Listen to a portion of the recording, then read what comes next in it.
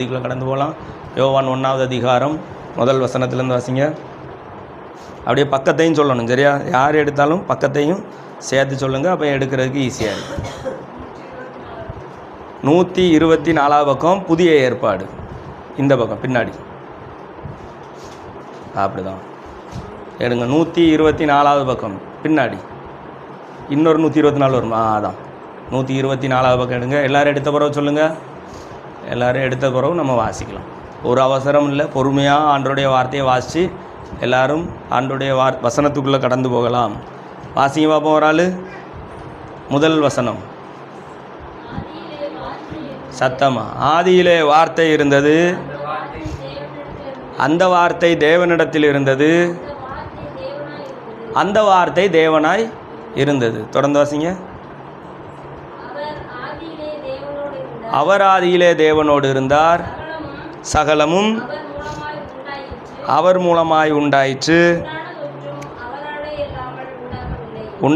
உண்டானதொன்றும் அவராலே அல்லாமல் உண்டாகவில்லை. அல்லேலூயா.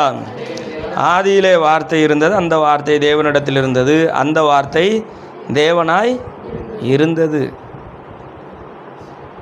அப்போ அந்த வார்த்தை தேவனாய் இருந்தது அப்படின்னு பார்க்குறோம். அப்போ தேவன் யாராக இருக்கார்? எப்படி இருக்கார்? வார்த்தையாக இருக்கிறார். அப்படி தான் இந்த வசனம் நமக்கு என்ன செய்யுது? சொல்லி தருது. இந்த வார்த்தை மனுஷனாகி அந்த மனுஷன் நமக்காக, நம்முடைய பாவங்களுக்காக பூமிக்கு வந்து தன்னுடைய சரீரத்தை அடிக்க கொடுத்து இரத்தத்தை எல்லாம் சிந்தி முள்முடியை சூட்டி அவரை அவமானப்படுத்தும் பொழுதும், அவரை நிந்திக்கும் பொழுதும், அவர் முகத்தில் காரி உமிழும் பொழுதும், துப்பும் பொழுதும், அவரை எல்லா பாடுகளையும் சகித்து கொண்டு அவர்களை என்ன செய்யதில்லை, அழிச்சு போடையில் பொறுமையாக இருந்து திரும்பி நம்மளை பார்த்தார். அல்லேலூயா. அவர் இப்போ நம்மளை நோக்கி பார்க்கல, நம்மளை ரசிக்கணும்னு அவருக்கு விருப்பம் இல்லை அப்படின்னா, இந்த பாடுகளை எல்லாம் அவர்களை அடிக்கும் பொழுது, காயப்படுத்தும் பொழுது, சாட்டையை வச்சு அடிக்கும் பொழுது, முள்முடியை சுட்டும் பொழுது, சிலுவையில் அடிக்கும் பொழுது, அவர் கோபத்தினால ஒரு வார்த்தை இந்த பூமியில் இருக்கிற இந்த ஜனங்கள் என்ன கொடுமைப்படுத்துகிறாங்கன்னு அழியட்டும் அப்படின்னு சொல்லியிருந்தா அழிவு வந்திருக்குமா வராதா? ஏன்னா இயேசுவே அந்த வார்த்தையை சொல்கிறாங்க, நான் கூப்பிட்டா பரலோகத்தில் இருக்கிற என் பிதா எனக்காக 10,000 தூதர்களை அனுப்ப மாட்டார்னு நினைக்கிறியா அப்படின்னு கேட்குறாரா இல்லையா? கேட்குறாங்க. எனக்காக தூதர்களை அனுப்ப மாட்டாரா? அனுப்புவார். ஆனால் அதுக்காக நான் என்ன செய்யலை, வரலை. அதைத்தான் ஒரு பரிசுத்தவான் அழகாக பாடலாக பாடியிருப்பார். ஒரு வார்த்தை அழகாக இருக்கும், நல்லா எனக்கு ரொம்ப பிடிக்கும். பாதகரின் அடி கன்னத்தில் படும் வேலை என்னை நினைத்தீரே நீர், அதை நினைத்தால் உம்மை மறப்பேனோ நான். கேட்டிருக்கீங்களா இந்த பாட்டு? சூப்பராக இருக்கும் அந்த பாட்டு. அவர் எப்படி தியானிச்சு எழுதியிருக்கார் பாருங்களேன். அவர் கன்னத்தில் ஒருத்தன் அடிக்கும் பொழுது, இயேசுவை கன்னத்தில் இன்னொருத்தன் சாதாரண ஒரு மனிதன் இயேசு கிறிஸ்துவை கன்னத்தில் அடிக்கும் பொழுது அவர் என்ன பார்த்தாரு? அதனால தான் அவர் அதை என்ன செஞ்சார்? சகித்து கொண்டு அமைதியாக போனார். அதை பார்த்து சகித்து கொண்டீரே, அதை நான் நினச்சி பார்த்தா உங்களை விட்டு தூரமாக போனா, இந்த பாவத்தை நான் செய்வேனா? மறுபடியும் நான் இந்த தவறை செய்வேனா? ஏன் உங்கள் மேலே எனக்கு அன்பு இருந்துச்சுன்னா நான் அதை மறுபடியும் செய்ய மாட்டேன். அதை தான் அவர் அவ்வளோதான் அவருடைய வாழ்க்கையை வச்சு தியானிக்கும் பொழுது அழகாக பாடியிருக்கார். அது எனக்கு ரொம்ப பிடிக்கும். ஓ எந்தன் பூமானை காண சிந்தை பெருகுதையோ என்றைக்கு காண்பேனோ. கேட்டிருப்பீங்கல்ல இந்த பாட்டு? நல்ல அழகாக இருக்கும் அந்த பாட்டு. அந்த பாடலை நீங்கள் வீட்டுக்கு போனதுக்கப்புறம் ஃபோனில் எடுத்து டைப் பண்ணி தேடி பாருங்கள், அந்த பாட்டை பாடி பாருங்கள். ஆண்டவர் சித்தமான நம்ம அடுத்த வாரம் என்ன செய்யலாம், படிக்கலாம். அதில் தான் அந்த லைன் வரும். பாதகரின் அடி கன்னத்தில் விழும் வேலை என்னை நினைத்தீரே நீர், அதை நினைத்தால் உம்மை மறப்பேனோ நான், அதை நினைத்தால் உம்மை மறப்பேனோ நான். அதை பாடும் பொழுது நமக்காக அவர் அடைந்த வேதனையினால் நம்முடைய இருதயம் என்ன செய்யணும்? நொறுங்கணும் ஒரு நிமிஷம். இல்லைன்னா நம்முடைய இருதயம் எப்படிப்பட்ட இருதயமாக இருக்கும்? கல் மாதிரியான இருதயமாக இருக்கும். அப்படி இருக்கக்கூடாது. ஆண்டவரை நோக்கி நாம் பார்க்கும் பொழுது அவர் நமக்காகப்பட்ட பாடுகளை நாம் நினச்சி பார்த்தா நாம் பாவ வாழ்க்கைக்குள்ள என்ன செய்ய மாட்டோம், போக மாட்டோம். அதனால தான் இந்த பைபிளில் உள்ள வசனம் அவர் தான் வசனம், அவர் தான் வார்த்தை அப்படின்னு பார்த்தோம். வசனமே அவர் தான் வசனம்னு பார்த்தோம். அதனால தான் இந்த வார்த்தைக்கு நாம் பயமுள்ளவர்களாகவும் இந்த வார்த்தைக்கு கீழ்ப்படுகிறவர்களாகவும் நாம் இருக்க வேண்டும் அப்படிங்கிறத நான் முன்னே என்ன செய்கிறேன், நிறுத்துகிறேன். இப்படி பாடுபட்ட ஒரு வார்த்தை மனித உருவமாகி, அப்படி தானே நம்ம ஆர்சியில் பாட்டு, வாக்கு மனு உருவானார் நம்மிடையே குடிகொண்டார் சொல்லியிருக்கேன் தானே. அப்போ அந்த வார்த்தை மனுஷனாகி நம் மத்தியிலே வந்து மனுஷனாய் வந்து நமக்காக பாடுபட்டதை நினச்சி அப்போ நம்ம என்ன செய்யணும், அவருக்காக வாழணும். இந்த வார்த்தையை நாம் கேட்கும் பொழுது இது யார்? அப்போ இந்த வார்த்தை இயேசு. அல்லேலூயா. இந்த வார்த்தை தான் இயேசு அப்படின்னு சொல்லும்போது இந்த வார்த்தையை நீங்கள் கேட்கும் பொழுது யாரை பற்றி தெரிஞ்சுக்கிறீங்க? இயேசுவை பற்றி தெரிஞ்சுக்கிறீங்க. உங்களுக்காக ஜீவனை விட்ட இயேசுவை பற்றி தெரிஞ்சுக்கிறீங்க. இந்த இயேசுவை பற்றி தெரிஞ்சு கொள்ளும் பொழுது நாம் அந்த இயேசுவே நமக்குள்ளே அந்த வார்த்தை வந்து நமக்குள்ளே போகும் பொழுது இயேசுவே உங்களுக்குள்ளே என்ன செய்கிறார்? போகிறார். உங்கள் காதுக்குள்ளே அந்த வார்த்தைகள் போய் உங்கள் இருதயத்தில் போய் பதியும் பொழுது உங்கள் இருதயத்துக்குள்ளே யார் போகிறா? இயேசு உள்ளே போகிறார். இயேசு உள்ளே போகும் பொழுது நீங்கள் அதை பயபக்தியோடு என்ன செய்யணும்? ஏற்றுக்கொள்ளணும். லைட்டை போட்ட பிறகு இந்த ரூமுக்குள்ளே இருட்டு இருக்குமா? அப்போ இயேசு உள்ளே வந்தாருன்னா அங்கே தீமை இருக்குமா? வாசிங்க பார்ப்போம். 1 கொரிந்தியர் 3வது அதிகாரம் 1 கொரிந்தியர் 3வது அதிகாரம் 16 17 வாசிங்க பார்ப்போம். எடுத்தாச்சா? எடுத்த உடனே பக்க நம்பர் 228வது பக்கம் 29வது பக்கத்தில் பாருங்கள். 16 17 வாசிங்க.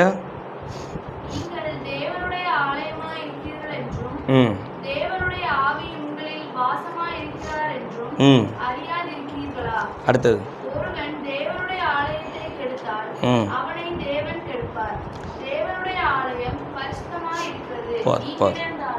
நீங்களே இப்போ முதல்ல பார்த்தோம் இந்த வார்த்தை உங்களுக்குள்ளே போகுதுன்னு பார்த்தோம். வார்த்தை யாருன்னு பார்த்தோம்? இயேசுன்னு பார்த்தோம். இந்த இயேசு உங்களுக்குள்ளே என்ன செய்கிறார்? போகிறார். இந்த வசனம் சொல்லுது நீங்களே தேவனுடைய ஆலயம். நீங்கள் தேவனுடைய ஆலயமாக இருக்கிறபடினால தான் உங்களுக்குள்ளே இயேசு என்ன செய்கிறார்? வாசம் செய்கிறார். உங்களுக்குள்ளே அவர் கடந்து வருகிறார். அப்படி இயேசு கடந்து வருகிற இந்த சரீரத்தை இந்த நீங்களே ஆண்டவருடைய ஆலயம்னா ஆண்டவருக்கு ஒரு கோயிலை கட்டினா அப்படி வசனம் இருக்குது, ஏசாயால இருக்கும். நீ எடுத்து வாசிங்கன்னா தெரியும்.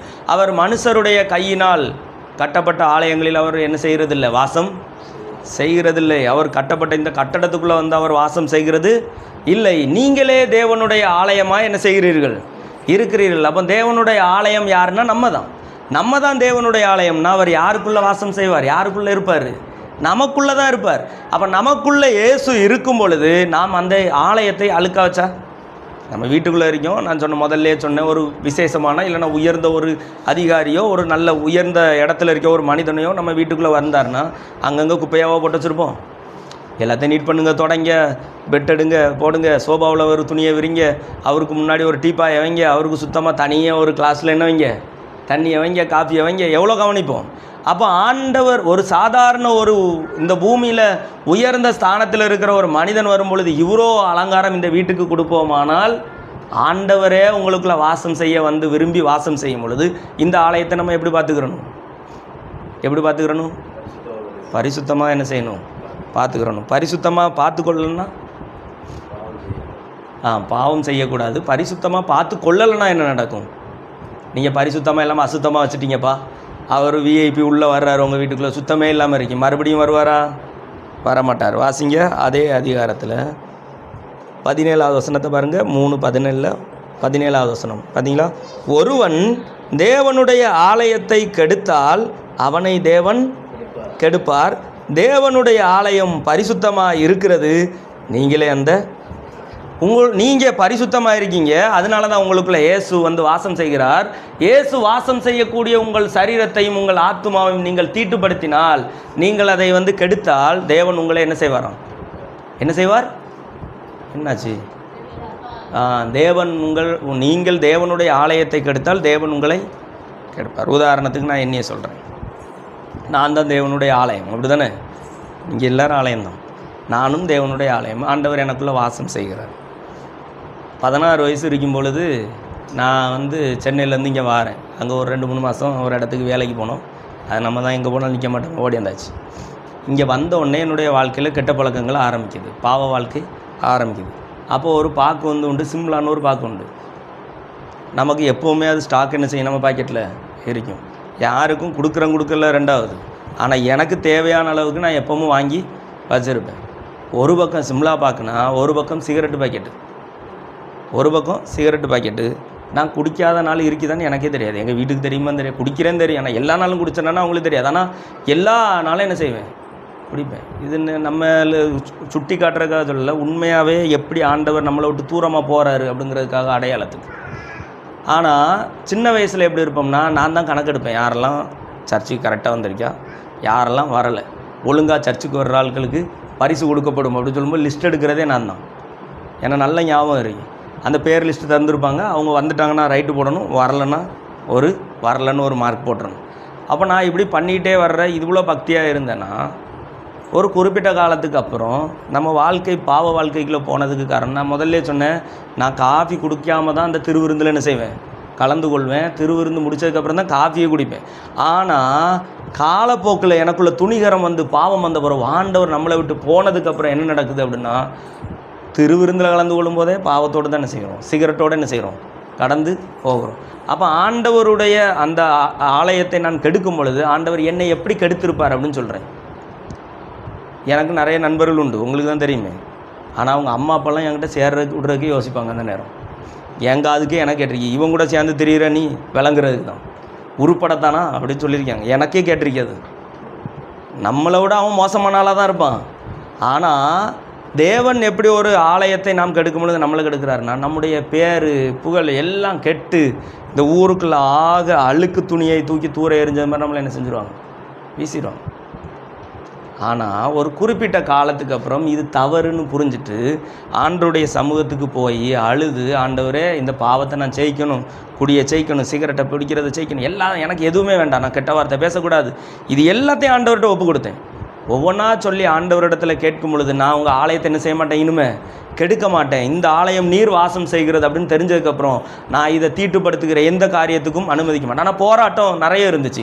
அந்த பாவத்தை விட்டு வெளியே வரும்பொழுது ஒரே நெருக்கம், ஒரே பிரச்சனை வந்துச்சு. ஆனால் தொடர்ந்து ஒரு குறிப்பிட்ட காலம் அந்த நெருக்கங்கள் வரும்பொழுது நான் விடாமையில் பிடிவாதமாக ஆண்டவருடைய பாதத்திலிருந்து எனக்கு நீர் தந்து தான் ஆகணும், நான் உங்களுக்காக என்ன செய்யணும், வாழணும் அப்படின்னு சொல்லிட்டு பிடிவாதமாக நிற்கும் பொழுது ஆண்டவர் ஒரு குறிப்பிட்ட காலத்துக்கு அப்புறம் ஒரு மாற்றத்தை தந்தார். அதே மாற்றம் இப்போ என்ன சொன்னிச்சுன்னா, என் பிள்ளையும் ஜபத்துக்கு கூட்டு போகக்கூடாதா, எந்த ஊரில் நம்மளை வந்து ஏன் இதெல்லாம் இவங்க கூட சேர்ந்து தெரியுது, இது உருப்படுறதுக்கா, பைக்கில் போகும்போதே சொல்லி என் காதுக்கே கேட்டிருக்கி, இது போகிற போக்கு எங்கேயா முட்டிட்டு சாவதான் என்ன செய்யுது போகுது சொல்லியிருக்காங்க. நான் போன பிறகு உங்கள் காது கேட்க சிலர் சொல்கிறதுக்கும் வாய்ப்பு இருந்திருக்கு. நான் போகும்போது அங்கேருந்து வரும்போது மரண கிணறு இப்போ தான் என்ன செய்யுது வருது அப்படி தான் சொல்லுவாங்க. நம்ம அப்படி தான் தெரிஞ்சோம். ஆனால் அந்த வாழ்க்கைக்கும் இப்போ இருக்க வாழ்க்கைக்கும் ஒரு உதாரணத்துக்கு சிலர் வந்து ஏதாவது ஒரு நல்ல காரியம் தான் பண்ணணும்னு வச்சுக்கோங்க, நம்மக்கிட்ட ஆலோசனை கேட்குறாங்களா? இப்போது நான் நல்ல நேர்மையாக ஒரு காரியத்தை நான் சொல்ல போகிறேன். என்ன சொல்ல போகிறேன் அப்படின்னா, நீ செய்கிற தவறு, நீ இப்படி செய் அப்படின்னு சொல்கிறேன்னு. முந்தி இருந்த ஜபஸ்டின் மாதிரியே இப்போ வாழ்ந்துக்கிட்டு நாம் நீ இப்படி பண்ணாத வினோசன், நீ பண்ணுறது தப்பு அப்படின்னு நான் சொன்னால் வினோசன் கேட்பானா, இவர் வாக்கியம் மாதிரி தான் சொல்ல தான் செய்வோம். ஆனால் இப்போ சொல்லும் பொழுது வினோசனுக்கு என்ன தோணும் அப்படின்னா, சரி அவங்க சொல்கிறவ என்ன செய்யணும், உங்களுடைய வார்த்தையின் மதிப்பை எதுக்கு எடுத்துச்சுன்னா, நம்ம வாழ்கிற அந்த வாழ்க்கை தான் நம்மளை என்ன செஞ்சு உயர்ந்த ஸ்தானத்துலேருந்து கீழே என்ன செஞ்சு குழியில் தள்ளுச்சு. நீதிமொழிகள் என்னையை எதுக்கு எடுத்துச்சுன்னு பார்ப்போம். நீதிமொழிகள் 23ஆவது அதிகாரம் 29ஆவது வசனம் வாசிங்க. எல்லாரும் எடுத்துக்கிறங்க. நீதிமொழிகள் 782வது பக்கம் எடுங்க. 782வது பக்கம் எல்லோரும் எடுத்தாச்சா? வாசிங்க பார்ப்போம். 29ஆவது வசனம் வாசிங்க. ஐயோ யாருக்கு வேதனை, யாருக்கு துக்கம், யாருக்கு சண்டைகள், யாருக்கு புலம்பல், யாருக்கு காரணமில்லாத காயங்கள். எல்லாரும் என்ன பாருங்க, யாருக்கு ரத்தம் கலங்கின கண்கள். இது எல்லாம் யாருக்கு கிடச்சிச்சு தெரியுமா? எனக்கு கிடச்சிச்சு. யாருக்கு துன்பம், யாருக்கு வேதனை, யாருக்கு சண்டை, யாருக்கு புலம்பல், யாருக்கு காரணமே இல்லாத காயங்கள், யாருக்கு ரத்தம் கலங்கின கண்கள் அப்படின்னா எனக்கு கிடச்சி. ஏன் கிடச்சிச்சு தெரியுமா? அடுத்த வசனத்தை வாசிங்க. மதுபானம் இருக்கும் இடத்திலே தங்கி தரிப்பவர்களுக்கும் கலப்புள்ள சாராயத்தை நாடுகிறவர்களுக்கும் தானே மதுபானம் இரத்தவர்ணமாய் இருந்து பாத்திரத்தில் பளபளப்பாய் தோன்றுகிறது. நீ அதை பார்க்காத, மெதுவாய் இறங்கும், முடிவிலே அது பாம்பை போல கடிக்கும், விரியனை போல தீண்டும். போதும் பாருங்க, இதுதான் அப்போ வந்து ஜாலியாக தெரிஞ்சு எனக்கு. அப்போது நான் வந்து என்ன பண்ணுறேன்னா, போதைக்கு அடிமையாக இருந்து அதை குடிச்சிட்டு வரும் பொழுது நமக்குள்ளே என்னென்னா, நான் தான் பெரிய ஆள். இந்த 2-3 பெரிய ஆட்கள் நம்ம பின்னாடி இருப்போம். எப்போவுமே நம்ம வந்து இருக்கிறதுலையே அந்த கூட்டத்தில் சின்ன பையன் நான் தான். எல்லாம் பெரிய பெரிய ஆட்கள், கல்யாணம் முடிஞ்ச ஆட்கள் நம்மளுக்கு நண்பர்கள் தான்.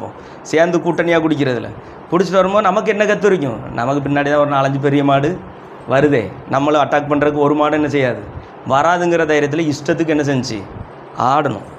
ஆனால் எப்போ இது தவறு, இது தேவனுடைய ஆலயத்தை கெடுக்கிறது, தேவன் இந்த ஆலயத்தை நாம் கெடுத்தால் நம்மளை கெடுத்துருவார் அப்படின்னு தெரிஞ்சிச்சோ, அப்போ இதை விடணும் அப்படிங்கிற பயமும் பக்தியும் ஆண்டவருடைய காரியம் வரும் பொழுது இதை விட்டு விலகணுங்கிற எண்ணம் வந்துச்சு. ஆனால் விட என்ன செய்யலை, முடியலை.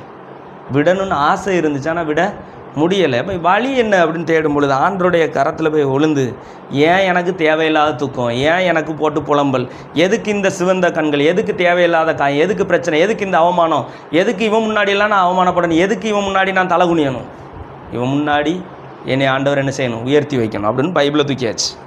பைபிளை கையில் தூக்கிட்டு இந்த ஊருக்குள்ளே வந்திருந்தால் என்ன வந்திருக்கணும், எல்லோரும் ரொம்ப சந்தோஷமாக தான் வந்திருப்பேன். எல்லாம் பையன் பரவாயில்லையே, இப்போ நல்லா திருந்திட்டான், பைபிளை தூக்கிட்டு நல்ல பிள்ளையா ஆயிட்டான் அப்படின்னு இந்த ஊருக்குள்ளே சொல்லுவாங்கன்னு பார்த்தா, அப்போ என்ன தெரியுமா சொன்னாங்க, வந்துட்டாயா யார், போப்பாண்டவர் வாராரு பார்த்துக்கிறங்க, அல்லேலுயா சோத்திரம், இப்படிலாம் கிண்டல் பண்ணியிருக்காங்க. இதே தெருவில் கிண்டல் பண்ணுவாங்க.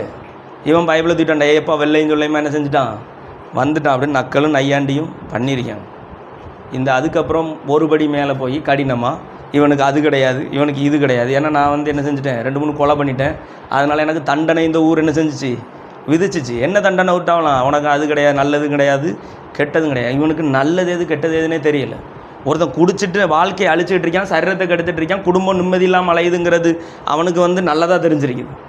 அப்போ நான் நல்ல வழியில் போகும்போது அவன் சொல்கிறேன், உனக்கு நல்லதும் கிடையாது கெட்டதும் கிடையாதான். நான் சொல்கிறேன், எது நல்லது எது கெட்டதுன்னே உங்களுக்கு தெரியலையப்பா. எனக்கு என்ன, என்னுடைய புத்தி தெளிஞ்சிருச்சு. அதனால நான் பாவால் கெட்டு வந்தால் இவங்க சப்போர்ட் பண்ணுவாங்கன்னு பார்த்தா இவங்க யாருமே சப்போர்ட் பண்ணலை. அப்பவும் அற்பமாக எண்ணி நகையாடி தூக்கி ஓரமாக தான் போட்டாங்க. ஆனால் இன்றைக்கி காலம் மாறிக்கிட்டே வருது. எந்த இடத்தில் அற்பமாக நினச்சாங்களோ அந்த இடத்தில் தேவன் உயர்த்த என்ன செய்தார், ஆரம்பித்திருக்கார். இனி அடக்கிறதுக்கு யாருமே இல்லை. இயேசுவை தவிர ஒருத்தரால் என்ன செய்ய முடியாது, அடக்க முடியாது. அமைதியாக போவோம், ஆண்டவருடைய வார்த்தையை கேட்குறோம், ஆண்டவர் சொல்கிறத செய்கிறோம், யாருக்கும் பயப்பட வேண்டிய அவசியம் இல்லை. என்ன சொன்னாலும் கடந்து போவோம். ஏன்னா என்னை நடத்த என் ஆண்டவரால் என்ன செய்ய முடியுங்கிற நம்பிக்கை எனக்கு என்ன செஞ்சுட்டு வந்துட்டு, அதனால தைரியமாக நாம் கடந்து போகிறோம். எங்கெல்லாம் அவமானப்படுத்தினாங்களோ அங்கெல்லாம் ஆண்டவர் உயர்த்தினார். யார் இவனா, இவன் உன்னைய வந்து நாங்கள் லிஸ்ட்லேயே வைக்கலை அப்படின்னு சொல்லி ஒதுக்கின நபர்கள் கூட கூப்பிட்டு இதை எப்படி பண்ணலாம், இதை இப்படி பண்ணால் சரியாக வருமா அப்படின்னு கேட்கக்கூடிய இடத்துக்குள் கர்த்தர் என்ன செய்திருக்கிறார், நம்மை உயர்த்திருக்கிறார். அல்லேலூயா.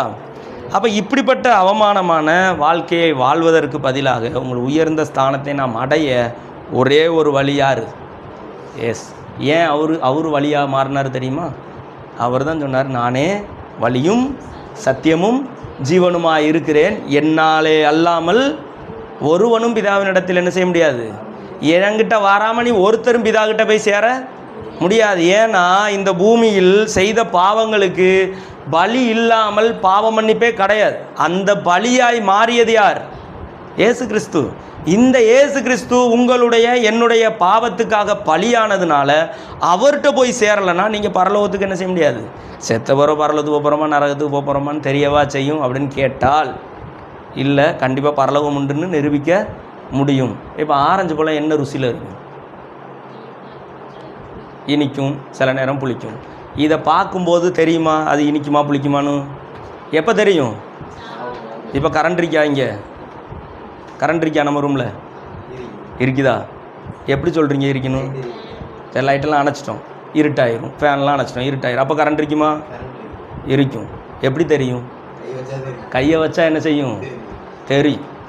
கையை வச்சா தெரியும். அதே மாதிரி தான் ஒரு காரியத்தை அனுபவிக்கும் பொழுது தான் அது இருக்குதா இல்லையான்னு தெரியும். வெளியே இருந்தே தூரத்தில் வந்து அந்த ஆரஞ்சு பழம் புளிக்குன்னு என்ன செஞ்சிடக்கூடாது, சொல்லிட முடியாது. அணைச்சி சுவிட்சை ஆஃப் பண்ணி போட்டிருக்கும்போது பார்த்துட்டு கரண்ட் இல்லைன்னு என்ன செஞ்சிடக்கூடாது, சொல்லிட கூடாது.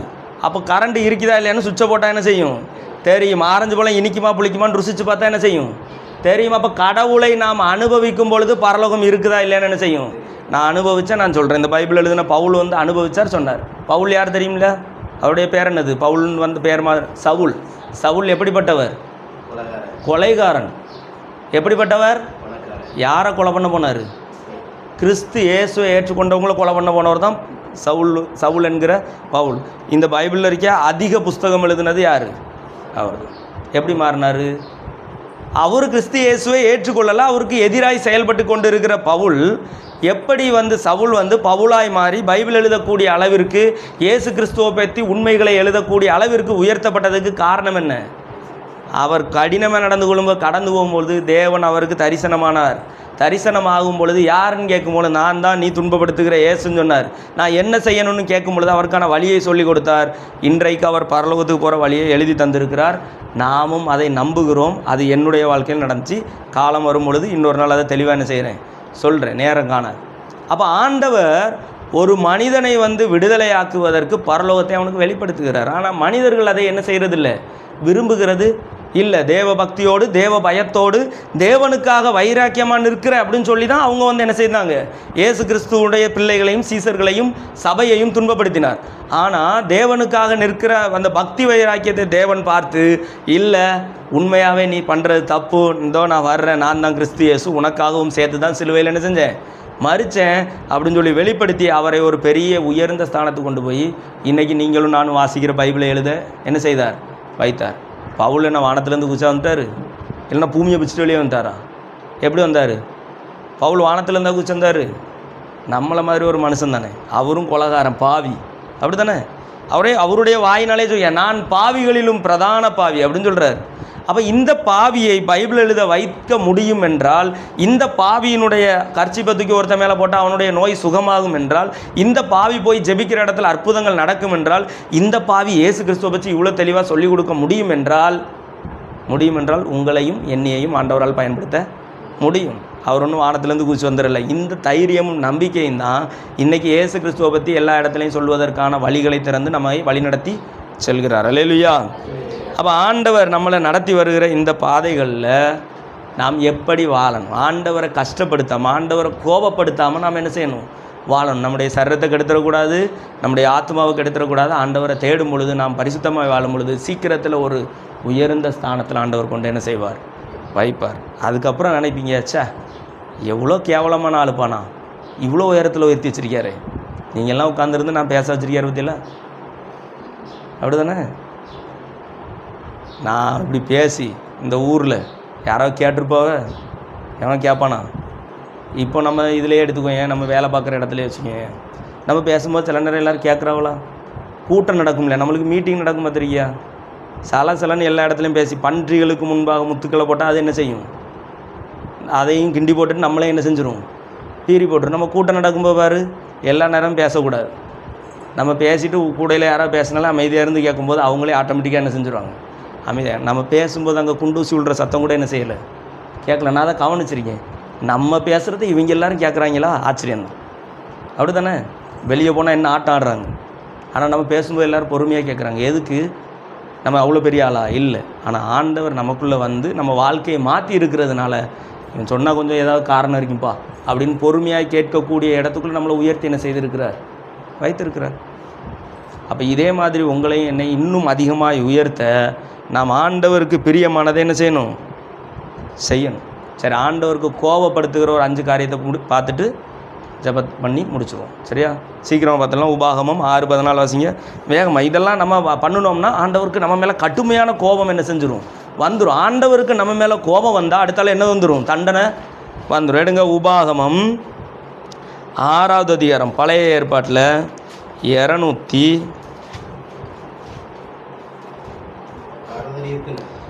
232வது பக்கம், 232வது பக்கம் பழைய ஏற்பாட்டில். கரெக்டு தான். எடுங்க, 232வது பக்கம் 6வது அதிகாரம் 14வது வசனம் வாசிங்க.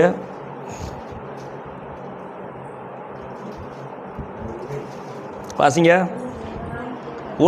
சத்தமா, யார் வாசித்தாலும் கொஞ்சம் சத்தமாக வாசிங்க.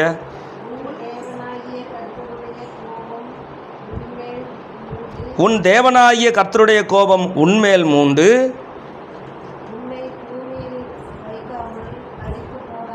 உன்னை பூமியின் மேல் வைக்காமல் அழித்து போடாதபடிக்கு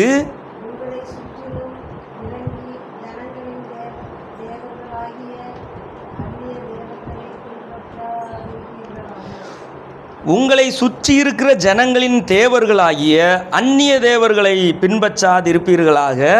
அடுத்த வசனம் சொல்லு, உன் நடுவில் இருக்கிற உன் தேவனாகிய கர்த்தர் எரிச்சலுள்ள தேவனாக இருக்கிறாரே.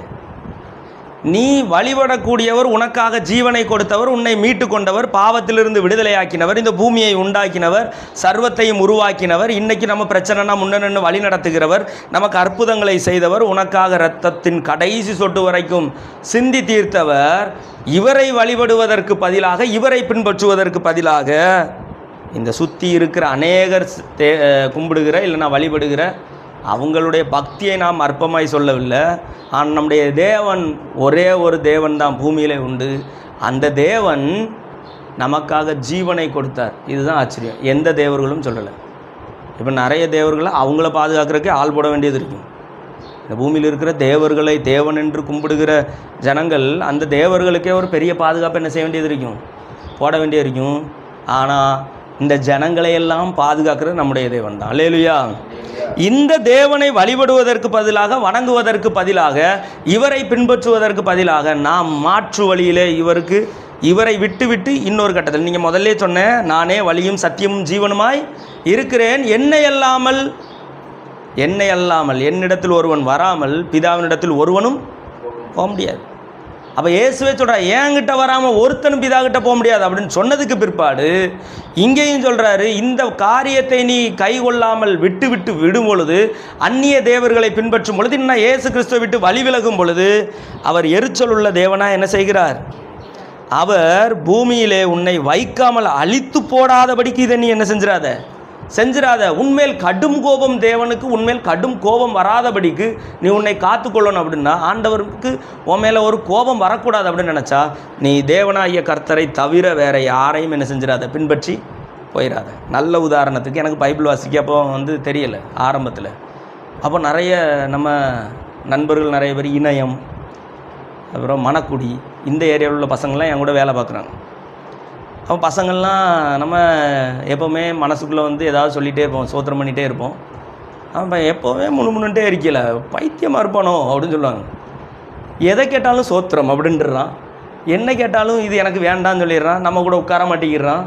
ஏதாவது ஒரு கதை பேசிகிட்டு இருப்போம், சீரியஸாக பேசிக்குமே, எவனா ஒருத்தன் தேவையில்லாத பேசுவோம், நான் எழுப்பி போயிடுவேன். இப்போ இவன் நம்மளை தவிர்க்கிறான், ஏன் தெரியல அப்படின்னு சொல்லி பேசும்பொழுது என்ன பிரச்சனை அப்படின்னு கேட்டாங்க. அப்போ நான் மெதுவாக பேச ஆரம்பித்தேன். நான் என் இயேசு கிறிஸ்துவை என்ன செய்கிறேன், சொந்த இரட்சகராக ஏற்றுக்கொண்டேன். எனக்காக அவர் ஜீவனை கொடுத்தார், என் பாவத்திலிருந்து என்ன செய்தார், விடுதலை ஆக்கினார். அவரை பின்பற்றுகிறேன். அவருக்கு இதெல்லாம் பிடிக்காது. இது என்னுடைய இருதயத்தை, என்னுடைய காதுக்குள்ளே கெட்ட வார்த்தையில் தேவையில்லாத கதைகளை பேசும்போது உள்ளே போகுது. அந்த இடத்த விட்டு நான் விலகி போகிறேன். ஏன் தெரியுமா? சங்கீதம் 1 சொல்லுது, அப்படி தானே சொல்லுது, துன்மார்க்கருடைய ஆலோசனையில் நடவாமலும், பாவிகளின் வழியில் நில்லாமலும், பரியாசக்காரர்கள் உட்காரும் இடத்தில் உட்காராமலும் அப்படின்னு தான் வசனம் சொல்லி தருது. அதனால் அதில் என்னையால் உட்கார முடியலை அப்படின்னு சொல்லி விலகி போகும்போது அவங்களுக்கு அது தெரியும். அவ்வளோ பெரிய பக்திமானா அப்படின்னு கேட்கும்போது, நாங்கள் என்ன அப்போ பக்தி இல்லாத ஆட்களா, நீங்கள் ரொம்ப பக்தியான ஆட்களா, நான் எப்படிப்பட்ட பக்தி அப்படின்னு அவங்களுக்கு விளக்கமாக சொல்ல எனக்கு வசனம் தெரியலை. அப்போ நான் அவங்ககிட்ட சொல்கிறேன், ஒரு ஊரில் ஒரு ஆணும் ஒரு பெண்ணும் இருந்தாங்க. ஒரு கணவனும் மனைவியும் ஆக வேண்டியவங்க, நிச்சயம் முடிந்த ஒரு ஆணும் ஒரு பெண்ணும். அவங்களுக்கு கூடிய சீக்கிரத்தில் என்னது இருந்துச்சு, திருமணம் வச்சுருந்தாங்க. அப்போ கல்யாணம் கூடிய சீக்கிரத்தில் இருக்கும்போது இவர் சொன்னார், என்ன தான் நம்ம கல்யாணம் பண்ணாலும் நம்ம சேர்ந்து வாழ ஒரு வீடு என்ன செய்யணும், நமக்கு வேணும். அதனால் போய் என்ன பண்ண போகிறேன், நமக்கான வீட்டை ஆயத்தம் பண்ணிவிட்டு மறுபடியும் உடனே கூட்டிகிட்டு நான் என்ன செஞ்சிடறேன், நம்ம வீட்டுக்கு கூட்டிகிட்டு போயிடுறேன்னு இவர் போயிட்டார். இவர் வீட்டு வேலையை என்ன செய்கிறார், ஆரம்பித்தார். அழகாக போயிட்டுருக்கு வீட்டு வேலை. அப்போ கடிதம் என்ன செய்கிறார், போடுறார். கடிதத்தை யார் கொண்டு வருவா, கடிதம் போஸ்ட்மேன் கொண்டு வர்றார். போஸ்ட்மேன் கடிதத்தை கொண்டு கொடுத்தா, இதை வாங்கிட்டு அந்த அக்கா சொல்லியிருக்குது, எனக்கு படிக்க தெரியாத. அப்போ போஸ்ட்மேன் என்ன செய்கிறார், படித்து சொல்லி காட்டுறார். இப்போ புரியும்னு நினைக்கிறேன். நான் தான் அந்த போஸ்ட்மேன். உங்களுக்கு இப்போ நான் என்ன செய்கிறேன், இந்த கடிதத்தை பற்றி சொல்லி தந்துட்டுருக்கேன். திடீர்னு சொல்லி தந்துக்கிட்டு இருந்தாங்க எல்லாரும்.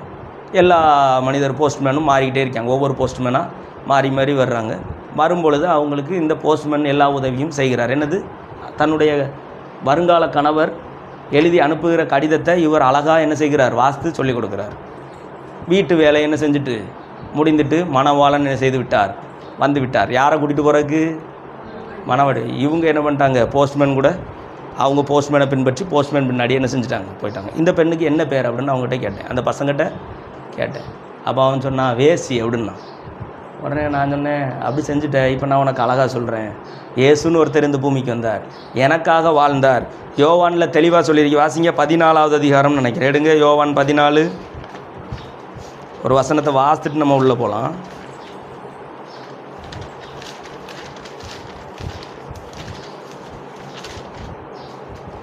ஆ 14:1-2 வாசிங்க. உங்கள் இருதயம் கலங்காதிருப்பதாக தேவனிடத்தில் 149வது பக்கம், புதிய ஏற்பாட்டில் 149வது பக்கம் எடுங்க பாப்போம். எடுத்துருங்க, எல்லாரும் எடுத்துருங்க, அப்போ தான் நம்மளுக்கு ஈஸியாக இருக்கும் அதை புரிந்து கொள்ள. யோவான் 14வது அதிகாரம் 1-2 சரியா, 149வது பக்கத்தில் சரியா, வாசிக்கிறேன், கவனமாக கேளுங்க. உங்கள் இருதயம் கலங்காதிருப்பதாக தேவனிடத்தில் விசுவாசமாயிருங்கள், என்னிடத்திலும் விசுவாசமாயிருங்கள். என் பிதாவின் வீட்டில் அநேக வாசஸ்தலங்கள் உண்டு, அப்படி இல்லாதிருந்தால் நான் உங்களுக்கு என்ன செய்திருப்பேன், சொல்லியிருப்பேன். ஒரு ஸ்தலத்தை, அதாவது ஒரு இடத்தை உங்களுக்காக ஆயத்தம் பண்ண போகிறேன். நான் போய் உங்களுக்காக ஸ்தலத்தை ஆயத்தம் பண்ணின பின்பு நான் இருக்கிற இடத்திலே நீங்களும் இருக்கும்படி நான் மறுபடியும் வந்து உங்களை என்னிடத்தில் என்ன செய்வேன், சேர்த்து கொள்வேன்னு சொல்லிட்டு ஏசு என்ன செஞ்சிட்டாரு, போயிட்டு அங்கே வேலையை முடிச்சுட்டு சீக்கிரம் இங்கே வருவார். வரும்போது பார்க்கும்போது ஒருத்தர் இருக்க மாட்டாங்க. ஏன்னா என்னை போல் அநேக போஸ்ட் மாஸ்டர்கள் அன்றைக்கி என்ன செஞ்சாங்க, இருந்தாங்க. அந்தோனியார் என்கிற ஒரு போஸ்ட் மாஸ்டர் இருந்தார். இது கேட்கும்போது கடினமாக தான் இருக்கும். இப்போது சவேரியார் என்கிற ஒரு போஸ்ட், அவர் சொல்கிறார், உலகம் முழுவதும் தனதாக்கி கொண்டாலும் தன் ஆன்மாவை நஷ்டப்படுத்தினாலும் என்ன பயன் அப்படின்னு இயேசு சொல்லி கொடுத்ததை சொன்னார் சவேரியார். இப்போ நான் என்ன பண்ணிட்டேன் அப்படின்னா, உலகம் எல்லாம் எனக்கு ஆதாயம் பாட்டு படிச்சுக்கோமா, என வாழ்வது தெரியுமா அப்படி அந்த பாட்டு அப்படின்னு இயேசுவை விட்டுட்டு இந்த வசனத்தை சொல்லி தந்த போஸ்ட்மேனாக வாழ்ந்த, இல்லைன்னா ஒரு புனிதராக இருந்த, ஒரு பரிசுத்தவானாக இருந்த ஒரு ஊழியக்காரரை பின்பற்றி நான் என்ன செஞ்சுட்டேன், போயிட்டேன். அவனுக்கு அழகாக புரிஞ்சிச்சு. அவன் சொல்லிட்டான், நீ அழகாக ஒரு லவ் ஸ்டோரி சொல்கிறேன்னு நான் கேட்டுட்டு இருந்தா கடைசியில் எது கூட கொடுத்து விட்டுருக்கிய ராஜா அப்படின்னு கேட்டான். நான் தவறாக ஒன்றும் சொல்லலையே. இயேசு எனக்காக ஒரு இடத்தை ஆயத்தம் பண்ணிட்டு மறுபடியும் வருவேன்னு சொன்னார். அவர் வரும்போது நான் இயேசுவினுடைய பிள்ளையாக இருக்கணுமே தவிர எனக்காக அவர் கொடுத்த வார்த்தைகளை எனக்கு விளக்கி சொன்ன ஒருவரை நான் பின்பற்றி போவேன். ஆனால் நீ சொன்ன வார்த்தை என்னவோ நீயே புரிஞ்சுக்க அப்படின்னு அன்னைக்கே அந்த மனிதர்களுடைய இருதயத்துக்குள்ள, அந்த சகோதரருடைய இருதயத்துக்குள்ள ஆண்டோடைய வார்த்தை என்ன செஞ்சு கடந்து போச்சு. எனக்கு ரொம்ப பிடிச்சது செபஸ்தியார். ஏன்னா என் பேர் அதை வச்சு வச்சுருக்காங்க அதனால். ஆனால் அவர் இயேசுவுக்காக கட்டப்பட்டு பல அம்புகளை விட்டு எய்து தான் அவரை கொண்டாங்க. ஆனால் இந்த ஜெபஸ்தியார் எனக்கு என்ன சொல்லி தந்தாரோ அதை போல நான் வாழவே இல்லை. இந்த அந்தோனியாரை நான் பின்பற்றுறேன், அந்தோனியார் என்ன சொல்லி தந்தாரோ அதே மாதிரி நான் வாழவே இல்லை. இந்த சவேரியார் சொன்னார், இந்த உலகமெல்லாம் எனக்கு ஆதாயம், நீ வாழ்ந்தால் உன்னை ஆத்மாவை நஷ்டப்படுத்திடும், என்ன பயன் அப்படின்னு சொல்லி தந்தார். யார் இந்த வசனத்தை கை கொண்டா? அவர் சொன்னதை நம்ம கேட்கவே இல்லையே. அப்படி வாழாமல் இருந்துட்டு நான் பக்திமான் அப்படின்னு எதை வச்சு சொல்லுவோம், சொல்ல முடியாது. ஏன்னா இயேசு மறுபடியும் வரும்பொழுது நாம் அவரோடு கூட போவதற்கு ஆயத்தமாக இருக்கணும். இல்லைன்னா அவருக்கு கடும் கோபம் உங்கள் மீதும் என் மீதும் என்ன செய்யும், வரும். அதுதான் உபாகமம் 6:14 பார்த்தோம். நாம் இயேசு கிறிஸ்துனுடைய வழியை விட்டு திசை திரும்பும் பொழுது நம்முடைய வாழ்க்கையின் மீது பெரிய கோபம் கடவுள் மீது என்ன செய்யும், கடவுள் நம் மீது வைப்பார். அதனால் நம்முடைய வாழ்க்கை பாருங்களேன், நம்ம வெளியே பார்க்க பெரிய ஆள் மாதிரி காட்டிக்கலாம், நான் என்னையே தான் சொல்கிறேன், காட்டிக்கலாம். ஆனால் உள்ளுக்குள்ளே நம்மளை எவ்வளோ அற்பமாக நினைக்கிறாங்க தெரியுமா இந்த உலகத்தில் உள்ள மனிதர்கள், எப்படி நினைப்பாங்க. ஆனால் உள்ளுக்குள்ளே அப்படி தான் நினைப்பாங்க. வெளியே நல்லா தான் நம்மக்கிட்ட வரும்போது அப்படியே பேசிட்டு போவாங்க, பின்னாடி போன பிறகு நம்மளை பற்றி தூசணமாக என்ன செய்வாங்க, இதெல்லாம் உருப்படையாக போகுது அப்படின்னு சொல்லுவாங்க. ஆனால் இந்த இயேசு கிறிஸ்துவை பின்பற்றி நாம் வாழ்வோமானால் நிச்சயம் எந்த இடத்துல அவமானப்படுத்தினாங்களோ அதே இடத்துல தேவன் உயர்த்தி என்ன செய்வார், வைப்பார். அதே வாய் ஒரு நாள் உங்களை குறித்து சாட்சி சொல்லும், எப்படி இருந்தவன் இப்படி ஆயிட்டான், ஆச்சரியமாக தான் இருக்கு அப்படின்னு நிச்சயம் என்ன செய்யும், சொல்லும். அப்போ முதல் கோபம் உங்கள் மீது ஆண்டவருக்கு வருகிற கோபம் என்னது, அந்நிய தேவர்களை நாம் பின்பற்றி போகிறது. இந்த உலகம் எதை வேணாலும் கேட்டானா, நீ உனக்காக உயிரை கொடுத்த இயேசு கிறிஸ்துவை பின்பற்றி அவர் வாசம் செய்ய உன் இருதயத்தில் இடம் கொடுத்து பாவ வாழ்க்கையை விட்டு மாறும் பொழுது ஆண்டவர் என்ன செய்வார், சந்தோஷப்பட்டு உன்னை உயர்த்துவார். 2வது ஏசாயா 42:8 வேகமாடுங்க. ஏசாயா 42:8 847வது பக்கம், 847வது பக்கம். நான் கர்த்தர், இது என் நாமம், என் மகிமையை வேறொருவனுக்கும் என் துதியை விக்கிரகங்களுக்கும் போடேன். யார் சொல்லியிருக்கா? ஆமாம், ஆண்டவர் நமக்கு என்ன செஞ்சுருக்காங்க, அழகாக சொல்லியிருந்தீங்க.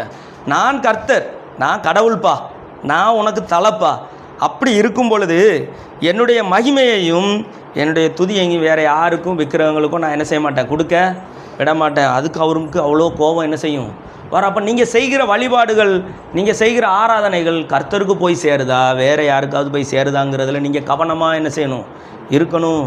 நீங்கள் இன்றைக்கி இதில் முன்ன நின்று பேசணுன்னா என்னையை புகழ்ந்து தள்ளிட்டு போயிடக்கூடாது. அது நம்ம வேலை இல்லை. நாம் எல்லோரும் ஒன்று தான். ஆனால் நம்முடைய துதியும் புகழும் யாருக்கு போய் சேரணும், கடவுளுக்கு தான் சேரணும். வேறு யாருக்கும் போய் சேராதபடிக்கு மிக கவனமாக இருக்கணும். அது தொடர்ந்து வாசித்தா உங்களுக்கு புரியும், ரொம்ப கோபம் வரும். அதுக்கப்புறம் மத்தேயு 25 வாசிங்க. இதில் தாளந்து பற்றி அழகாக சொல்லியிருக்கு. மத்தேயு 25 எடுங்க, வேகமாக பார்க்குறோம். 38வது பக்கத்தில் 14வது வசனம், 37வது பக்கம் எடுங்க. 14வது வசனத்தில் இருந்து 30வது வசனம் வர ரொம்ப நேரம் ஆயிரும். இது ஃபுல்லாக என்னென்னா தாளந்துகளை பற்றி இருக்கும். நீங்கள் வீட்டில் போய் வாசித்து பாருங்கள். தாளந்துகளை பற்றி இருக்கும் பொழுது ஆண்டவர் இந்த தாளந்தை வீணடித்த ஒருத்தர் இருக்கேன், அப்படி தானே? 5 தாளந்து 2 தாளந்து 1 தாளந்துன்னு எல்லாருக்கும் கொடுத்தாச்சு. எல்லாருக்கும் தாளந்து. இதில் கடைசியாக திரும்ப வந்து ஆண்டவர் வரும்பொழுது அந்த தாளந்துகள்லாம் ரிட்டன் வாங்கினார். 5 தாளந்து வச்சுருந்தவன் எத்தனையாக கொடுத்தான்? 10. 2 தாளந்து வச்சுருந்தவன் 4. சரி, நான் 5 வச்சவன் 10, 2 வச்சவன் 4, இப்படி 3 வச்சவன் 6, 4 கொடுத்தவன் 8ன்னு கொடுத்துட்டான்னு வச்சுக்கிறோம். கடைசியாக 1 கொடுத்தவன் 1 என்ன பண்ணிட்டான்? மண்ணுக்குள்ளே போய் புதைச்சிட்டான். அந்த வசனத்தை மட்டும் எடுங்க பார்ப்போம். 30வது வசனமா? 20 வாசிங்க. ஒரு தாளந்தை வாங்கினவன் வந்து, ஆண்டவனே, நீர் விதைக்காத இடத்தில் அறுக்கிறவரும் தெளிக்காத இடத்தில் சேர்க்கிறவருமான கடினமுள்ள மனுஷன் என்று அறிவேன். ஆகையால் நான் பயந்து போய் உமது தாளந்தை நிலத்தில் புதைத்து வைத்தேன், உம்முடையதை வாங்கி கொள்ளும் என்றான். அவனுடைய எஜமான் பிரதியுத்தரமாக அந்த மனுஷனுக்கு பதில் சொல்கிறாரு பாருங்க. பொல்லாதவனும் சோம்பலுமான ஊழியக்காரனே, நான் விதைக்காத இடத்தில் அறுக்கிறவன் என்றும் தெளிக்காத இடத்தில் சேர்க்கிறவன் என்றும் அறிந்திருந்தாயே, அப்படியானால் நீ என் பணத்தை காசுக்காரர் வசத்தில் போட்டு வைக்க வேண்டியதாக இருந்தது. அப்பொழுது நான் வந்து என்னுடைய வட்டியோடே வாங்கி கொள்வேனே என்று சொல்லி அவனிடத்தில் இருக்கிற தாளந்தை எடுத்து 10 தாளந்துள்ளவனுக்கு என்ன செய்தார்? கொடுத்தார். 30வது வசனம் பாருங்க. பிரயோஜனமற்ற ஊழியக்காரனாகிய இவனை புறம்பான இருளிலே என்ன செய்யுங்க? தள்ளி போடுங்கள். அங்கே அழுகையும் பல்கடிப்பும் என்னது உண்டாயிருக்கும்? உண்டாகி இருக்கும். அப்போ ஆண்டவருக்கு கோபம் வருது. எதுக்கு கோபம் வருது? உங்களுக்கும் எனக்கும் கொடுக்கப்பட்ட அந்த தாளந்தை நாம் செயல்படுத்தாமல் வீணடிக்கும் பொழுது ஆண்டவருக்கு நம்ம மேலே என்ன வரும்? கோபம் வரும். யார் யாருக்கு என்னென்ன தாளந்து கொடுத்துருக்காருன்னு நீங்கள் யோசிச்சு என்ன செய்யலாம் பார்க்கலாம். நல்ல சிலர் நல்லா கைதட்டுறதுக்கு தாளந்து, சிலர் நல்லா கொட்டடிக்கிறதுக்கு தாளந்து, சிலர் பாட்டு படிக்கிறது தாளந்து, நல்லா ஜெபிக்கிறதற்கு தாளந்து, விடுதலையாக்க சுகமளிக்கிற தாளந்து, இல்லைன்னா இயேசு பற்றி மற்ற இடத்துல சொல்கிற தாளந்து, இல்லைன்னா அவங்க முன்னாடி நம்ம நல்லா வாழ்ந்து காட்டி சாட்சியாக இருக்கிற தாளந்து, இப்படி ஒவ்வொருத்தருக்கும் ஒவ்வொரு விதமான தாளந்து கொடுத்துருக்கலாம். நான் நல்லா கைதட்டுவேன் தியேட்டரில் ஒரு காலத்தில். ஆனால் என்றைக்கு இயேசு ஏற்றுவோம்னா அதுக்கு ஒரு கைதட்டுனா அது இயேசுக்கு மட்டும்தான் அப்படின்னு முடிவு பண்ணிட்டோம். அதுக்கப்புறம் கைதட்டுவோம் பார் ஆரம்பத்தில் எல்லாம். இப்போ அப்படி கைதட்ட முடியல, ஏன்னா கொட்டு நாள் அடிச்சுட்டு இருந்தேன். அல்லேலூயா. அதனால் தாளந்துகளை நாம் வீணடித்தால் ஆண்டவருக்கு என்ன வருமா?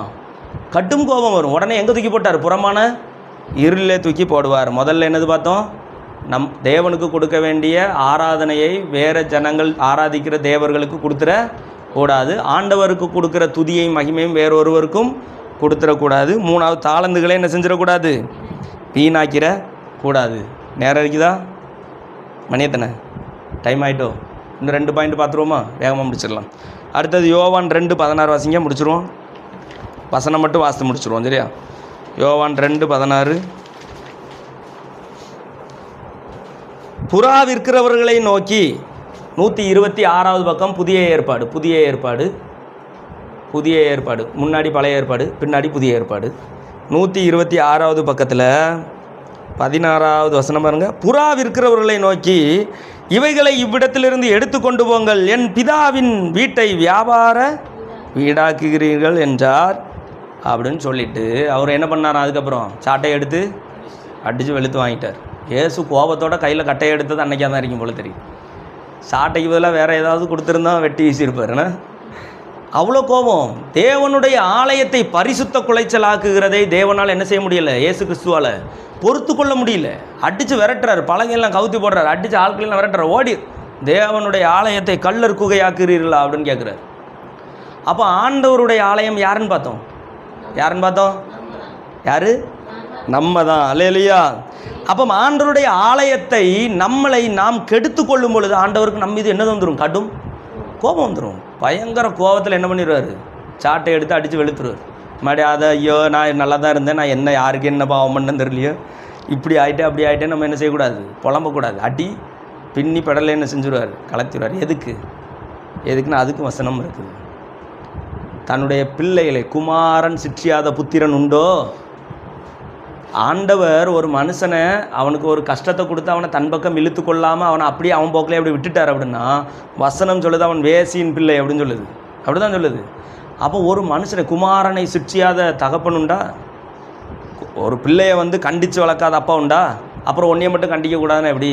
அப்போ நீ தவறு பண்ணும் உன்னுடைய ஆலயத்தை உன்னை நீ கெடுத்துக்கொள்ளும், உன்னுடைய சரீரத்தை கெடுத்துக்கொள்ளும் பொழுது அவர் நிச்சயம் உன்னை தண்டிப்பார். எதுக்கு?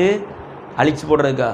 தன் பக்கம் இழுத்து கொள்வதற்காக. அப்போ அதுவும் அவருக்கு என்ன செய்யும், கோபம் வரும். லாஸ்ட்டாக என்னாகும் 12:9 கடைசியாக என்னாகும் 12வது அதிகாரம் 9வது வசனம் எடுங்க பார்ப்போம். பழைய ஏற்பாட்டில் 100 எடுத்துட்டீங்களா? 184வது பக்கம்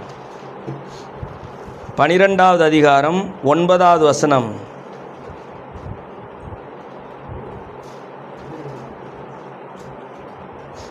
8வது 9வது வசனம் வாசிங்க.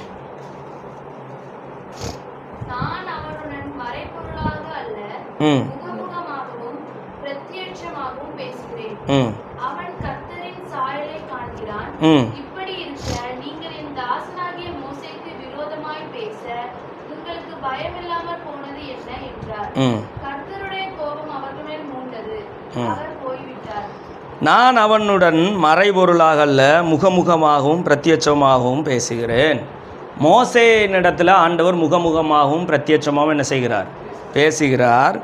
அவன் அந்த ஜனங்களுக்கு ஒரு ஆலோசனை கொடுத்து அவனை வழி நடத்திட்டு போனால் அந்த ஜனங்கள் என்ன பண்ணுறாங்கன்னா மோசேக்கு எதிராகவே என்ன செய்கிறாங்க, பேச ஆரம்பிச்சிட்டாங்க. பேசும்போது ஆண்டவர் சொல்கிறார், அவன் கர்த்தரின் சாயலை காண்கிறான். இப்படி இருக்க நீங்கள் என் தாசனாகிய மோசேக்கு விரோதமாய் பேச உங்களுக்கு பயம் இல்லாமல் போனது என்ன? அப்படின்னா நீங்கள் எனக்கு எதிராக பேசுகிறத சொல்ல வரல, நான் சொல்ல வர்றது நீதிமானாய் ஒருவன் கடவுளுக்கு பிரியமாய் வாழ்கிற ஒருவனுக்கு எதிராக நாம் பேசும்போது ரொம்ப கவனமாக என்ன செய்யணும், இருக்கணும்.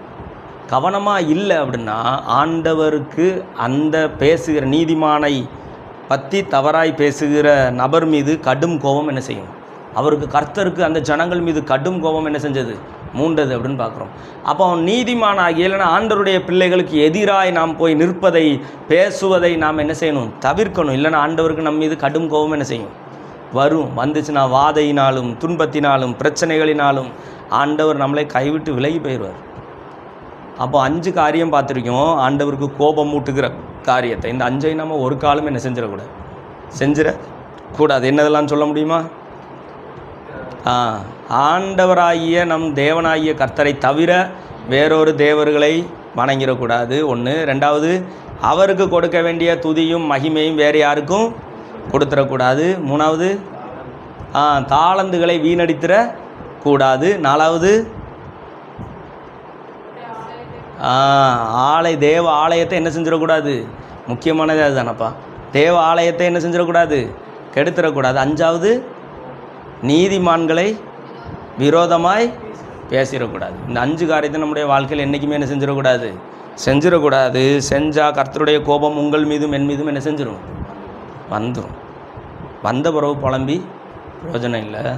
வருவதற்கு முன்பாகவே நம்முடைய வாழ்க்கையை நாம் என்ன செய்வோம், கடவுளுக்கு பிரியமாய் தயார்படுத்தும். எல்லோரும் கண்களை மூடி இருதயத்தின் ஆழத்திலேருந்து ஜோமனோமா, எல்லோரும் கண்களை மூடி, முடிஞ்சவங்க முழங்கால் படியிடுங்க. நம்ம எல்லோரும் சேர்ந்து ஜோமணும். இந்த வார்த்தை வெறுமையாய் திரும்பாதபடிக்கு ஆண்டவரே எங்கள் ஒவ்வொருடைய இருதயத்துகளும் கடந்து போன இந்த வார்த்தையின்படி வாழ எங்களுக்கு உதவி செய்யுங்க. பாவிகளாய் வாழ்ந்த எங்களை இரட்சித்து சிலுவையில் எங்களுக்காக உங்கள் ஜீவனை தந்து அநேகருமை பரியாசம் பண்ணியும் காரி உமிழ்ந்தும் அதை ஏற்றுக்கொண்டு அந்த பாதகரின் அடிகள் கன்னத்தில் படுகிற நேரமும் என்னை நினைத்து எங்களை நினைத்து ஆண்டவரே நீர் அதை சகித்து கொண்டீரே. உமக்காக வாழாமல் யாருக்காக ஆண்டவரே நாங்கள் வாழ போகிறோம் ஆண்டவரே, உமக்காகத்தான் வாழ்கிறோம் ஆண்டவரே. இன்னைக்கு ஆண்டவரே உம்முடைய பிரசன்னத்தினாலும் உம்முடைய கிருபையினாலும் எங்களை மூடுங்க. நாங்கள் பார்த்தது போல உமக்கு கோபம் உண்டாக்குகிற எந்த காரியத்தையும் இனி எங்களுடைய வாழ்க்கையில் நாங்கள் செய்யாதபடிக்கு ஆண்டவரை பய பக்தி உள்ளவர்களாக இருக்க எங்கள் தேவனாகிய கர்த்தாவே எங்களுக்கு உதவி செய்யும்படி ஜெபிக்கிறோம். இந்த வார்த்தை வெறுமையாய் திருந்தாதபடிக்கு எங்கள் வாழ்க்கையில் மிகப்பெரிய மாற்றத்தை உண்டாக்கி உம்முடைய சந்தோஷத்திற்குள் பிரவேசிக்கிற பிள்ளைகளாக இருக்க எங்கள் ஒவ்வொருவருக்கும் நீர் உதவி செய்யும்படியாய் ஜெபிக்கிறோம். ஆசீர்வதிங்க ஆண்டவரே. எங்கள் ஒவ்வொருவரோடும் கூட நீர் இருக்கிறபடினாலும் துதிக்கிறோம். இந்த இடத்தை விட்டு கடந்து போகும் பொழுது உம்முடைய பிரசன்னம் எங்களோடு கூட இருக்கட்டும். இந்த தேசமெங்கும் கலக்குகிற ஆண்டவரே உம்முடைய பிள்ளைகளாய் இருக்க உம்முடைய ராஜ்யத்தின் வேலைகளை தீவிரமாய் செய்ய ஆண்டவரே ஒரு நாளும் உம்முடைய ஆலயமாகிய எங்களுடைய சரீரத்தை ஆத்துமாவையும் கெடுத்து விடாதபடிக்கு பரிசுத்தமாய் வாழ ஒரு தீர்மானம் எடுத்துக்கொள்ள எங்களுக்கு உதவி செய்யும்படியாய் ஜெபிக்கிறோம். இயேசுவின் நாமத்தில் பிதாவே, ஆமேன் ஆமேன். உமக்கா